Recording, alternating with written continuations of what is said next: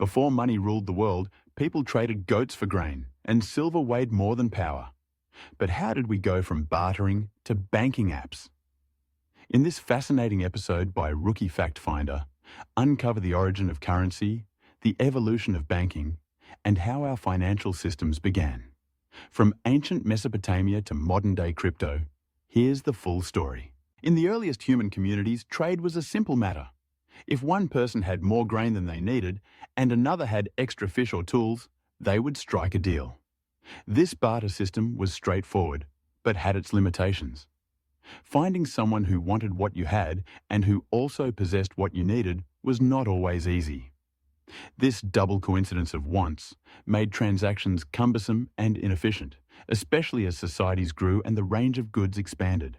To solve these problems, early civilizations began searching for items that could serve as universally accepted mediums of exchange.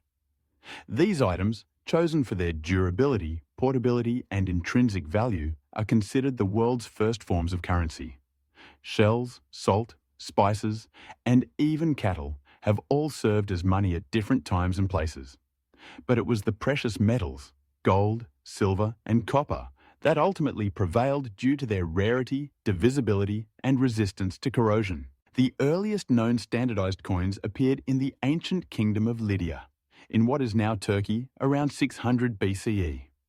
These coins were stamped with images to mark their authenticity and value, making trade much more straightforward. From Lydia, the concept of coinage spread rapidly throughout the Mediterranean and beyond, adopted by powerful civilizations such as Greece, Persia, and Rome. Coins became the lifeblood of commerce, enabling markets to flourish and economies to expand across vast distances. The rise of currency had another profound effect. It created a need for safe storage and management of wealth. Enter the earliest precursors to banks. Temples and palaces, which were already centers of power and trust, began to store valuables for individuals. Gold, silver, and other precious items were kept secure in temple vaults. In ancient Mesopotamia, for example, the temples of Babylon acted as repositories where people could deposit their wealth for safekeeping. Clay tablets from this era reveal records of deposits and loans, complete with interest rates, suggesting that the earliest banking functions were already taking shape. As commerce grew more complex, so too did the services offered by these proto-banks.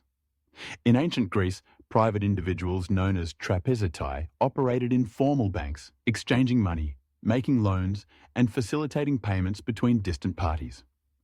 The Romans too developed a sophisticated banking system, with argentarii, money changers and lenders, operating in the bustling forums of Rome and other cities.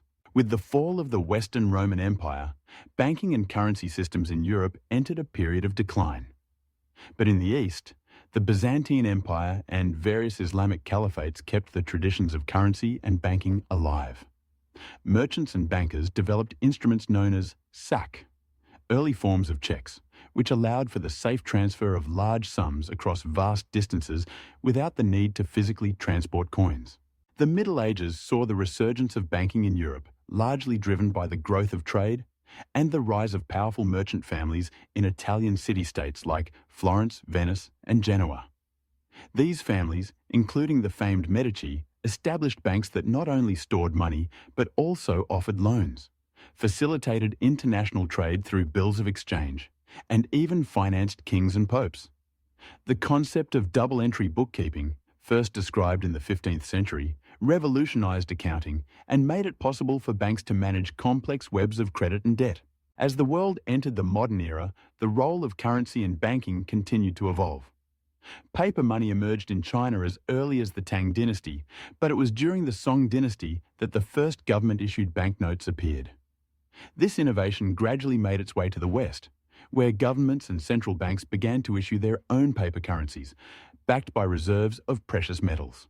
The spread of colonial empires and the rise of global trade networks in the 17th and 18th centuries further spurred the development of banks.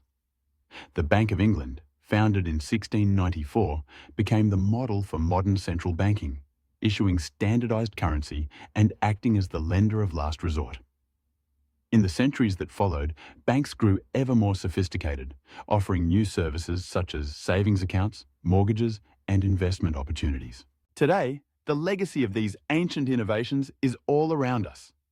The digital age has transformed currency and banking yet again, with electronic money, online banking, and cryptocurrencies opening up new frontiers. Yet, at their core, the functions of currency and banking remain much the same as they were thousands of years ago: to enable the exchange of value, foster trust, and drive the engines of human progress. And that's the story of how humanity moved from bartering goats to banking apps. From ancient Mesopotamia to modern-day crypto, money has always followed one rule: trust.